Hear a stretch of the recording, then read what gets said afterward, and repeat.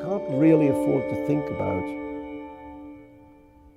criticism when you're writing the book. You know, it's actually just too hard to write the book, to try to also second guess how people will respond to it. I mean, I think I have quite a good sense of readers, and I think as I've got older, I've become more and more interested in exactly how people read and what is likely to put them off and what is likely to entice them.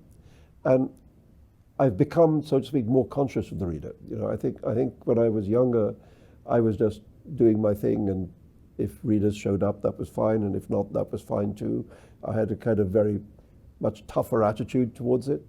But now, I mean, I'm really interested in reading, in the phenomenon of reading, and how if you give people information in the correct sequence, you can tell them very complicated things, you know, and they will be able, they'll find those things accessible and relatable, and they'll want to find out. To this age, you realize that there are people who will not like what you do, no matter what you do.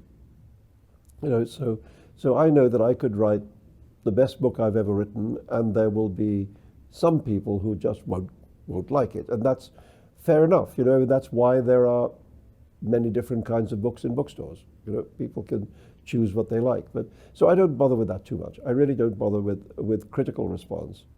I also think you get to a point when you've written a number of books where you become quite clear about the direction you want to go in. You know, and so my view is, you know, I'd like to go this way at the moment, and I really hope that you'd like to come along. You know, I really hope that you would enjoy the journey, and so on and so on. But if you, for whatever reason, can't come along on that journey, then I'm still going this way. You know, and then you just take what comes. I mean, I think on the whole, I've had a pretty even break. You know, I mean, I can tell you usually in advance where I'm going to get trashed, and I'm usually right. You know? But I sort of don't care.